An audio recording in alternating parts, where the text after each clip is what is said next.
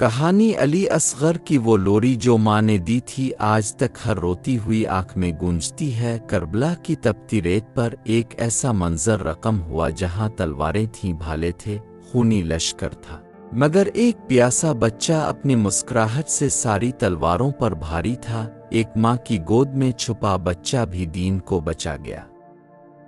یہ وہی معصوم تھا جس نے بغیر بولے، بغیر چیخے، اپنی گردن سے بہتا لہو کربلا کی ریت کو گواہ بنا دیا۔ اب وہ خود میدان میں آخری بار حق کی آواز لے کر کھڑے تھے۔ امام حسین نے یزید کے لشکر کے سامنے للکار کر کہا، میں وہی ہوں جس کے لیے میرے نانا رسول اللہ نے فرمایا تھا کہ حسین مجھ سے ہے اور میں حسین سے ہوں۔ کیوں میرے معصوم بچوں کو پیاسا رکھا؟ کیوں رسول کی بیٹیوں کے آنسو بہا دیے؟ کیا تم میں کوئی نہیں جو میرے نانا سے محبت کرتا ہو؟ کوئی تو ہو جو اس بے سہارا حسین کا ساتھ دے، کوئی تو ہو جو رسول کی بیٹیوں کے پردے کی حفاظت کرے۔ زینب اور بی بی رباب سے کہا، میری پیاری بہنوں، بیبیوں سے کہہ دو کہ ابھی حسین زندہ ہے، ان کی آواز نیچی رہے، میرا حوصلہ مت توڑو۔ مگر زیب کے صبر کا بندھن ٹوٹ گیا، وہ آنسو پونچھتی ہوئی بولے، بھائی حسین، کس سے امید لگاؤں؟ علی اصغر نے ماں کی گود سے خود کو گرا دیا، جیسے کہہ رہا ہو، بابا اگر کوئی نہیں تو میں ہوں۔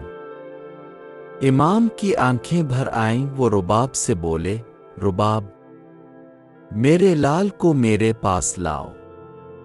بی بی رباب کانپتے ہاتھوں سے علی اصغر کو اٹھا کر لائیں۔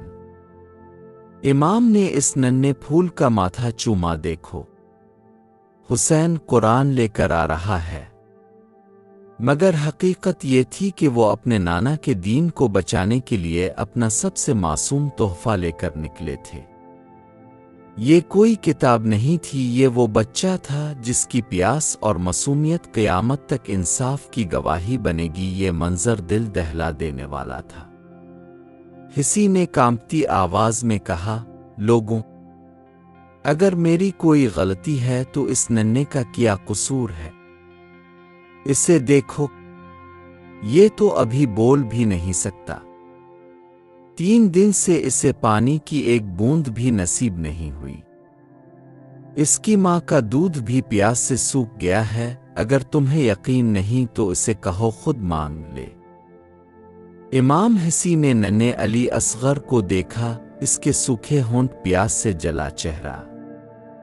انہوں نے نگاہوں ہی نگاہوں میں کہا، میرے لال، اپنے نانا کی امت سے پانی مانگو۔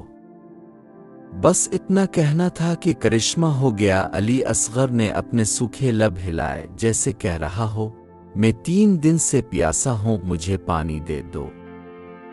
یہ سنتے ہی کچھ سپاہی رونے لگے، کسی نے منہ پھیر لیا، مگر یزید کے حکم پر آواز آئی، ہرملہ، اس بچے کو خاموش کر دے۔ ہرملہ نے جانوروں کے شکار والا تیر نکالا۔ پہلی بار کمان کھینچی، ہاتھ لرز گئے۔ کہنے لگا، میں اسے کیسے ماروں؟ اس کی ماں دیکھ رہی ہے۔ مگر عمر بن سعد چلایا، ہرملہ، اس ماں کی طرف مت دیکھ۔ ایسا تیر چلا کہ پورا لشکر یزید کا نام لے کر کانپ اٹھے۔ پھر ہرملہ نے وہ خاص تیر نکالا جو جانوروں کے شکار کے لیے تھا۔ علی اصغر کے پیاسے سوکھے ہونٹ، آنکھیں بند، مگر ہونٹوں پر ہلکی سی مسکراہٹ۔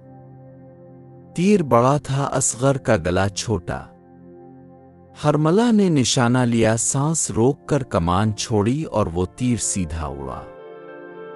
تیر کی ایک نوک علی اصغر کے کان میں لگی، دوسری نوک اس کے بازو تک اتر گئی۔ حسین نے اپنے 6 ماہ کے اس ننھے لال کو دیکھا جس کی رگوں سے کبھی ماں کا دودھ بہتا تھا، اب وہی دودھ اور خون حسین کے ہاتھوں پر گر رہا تھا۔ کربلا کی ریت تپ رہی تھی، سورج آگ برسا رہا تھا، مگر حسین کی گود میں وہ معصوم ٹھنڈا پڑ گیا۔ زمین نے کہا، حسین، اس معصوم کا خون مجھ پر مت گرا، اگر یہ قطرہ گر گیا تو قیامت تک بارش نہیں برسے گی۔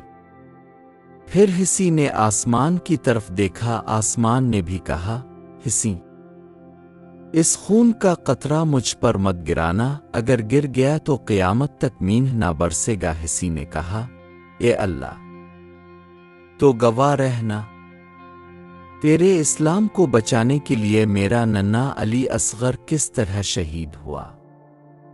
پھر حسی نے اپنے 6 ماہ کے معصوم اصغر کے جسم کو اپنے اباق میں چھپایا اور کانپتے قدموں سے خیمے کی طرف چلے۔ جیسے ہی بی بی رباب نے دیکھا، ان کے کلیجے پر ہاتھ پڑا، آنکھوں سے آنسو بہہ نکلے۔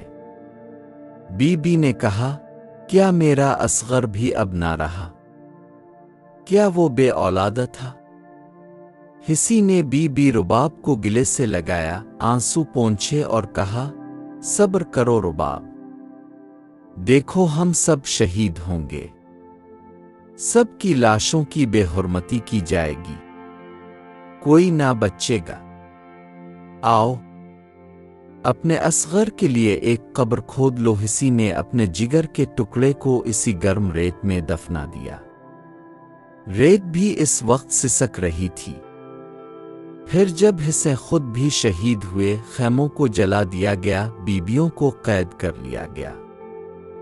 رسیوں میں بندھی بیبیاں جلتے ہوئے خیموں کے سائے میں شام کی طرف روانہ ہوئیں۔ کسی نے کہا، میں نے دیکھا تھا، حسی اسے خیموں کے پیچھے دفنا رہے تھے۔ یہ سنتے ہی عمر بن سعد نے دیوڑ کر کہا، اپنے ہاتھوں میں نیزے لے لو، جلے ہوئے خیموں کے پیچھے مارتے رہو جب تک اس بچے کی لاش نہ مل جائے جسے حسی نے دفن کیا تھا۔ نیزے زمین میں گڑتی جاتے، خنجر زمین کو کاٹتا جاتا۔ تاریخ کہتی ہے، ایک نیزہ جیسے ہی زمین میں لگا اور اوپر آسمان کی طرف اٹھا تو اس پر علی اصغر کا ننھا سا جسم ہوا میں جیسے پرواز کرتا نظر آیا۔ فوج یزید خوشی سے جھومنے لگی۔ پھر اس کا سر نیزے پر چڑھا دیا گیا، خنجر نکالا گیا اور اس معصوم کا سر کاٹ دیا گیا۔ کوئی نہ رویا، کوئی نہ کانپا، فوج بس جھومتی رہی جیسے کوئی جشن منا رہی ہو۔ اس معصوم کا سر نیزے کی نوک پر چڑھا دیا گیا، جسم کو وہیں دھوپ میں چھوڑ دیا گیا۔ دور کھڑے خیمے میں بی بی رباب نے یہ منظر دیکھا، ان کی آنکھوں سے آنسو بہہ نکلے۔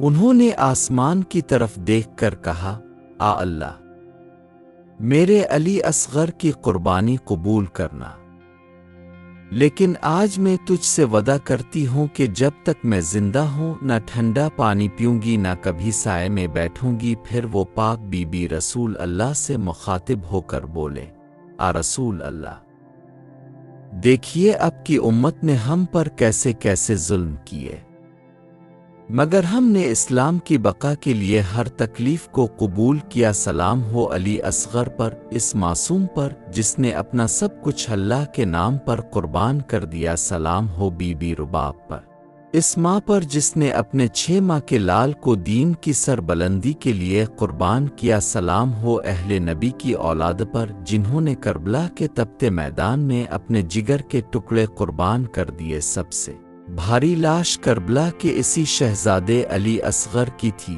جسے صرف حصے کا صبر ہی اٹھا سکتا تھا۔ سلام ہو ایسے باپ پر جس نے اپنے ننھے علی اصغر کے نرم چہرے کو ریت میں چھپایا ہوگا، خدا ہی جانتا ہے حسی نے کتنا رویا ہوگا جب ریت اس معصوم کے گالوں سے چپک گئی ہوگی۔ اہل بیت نے کیسے کیسے ظلم اسلام کے لیے برداشت کیے۔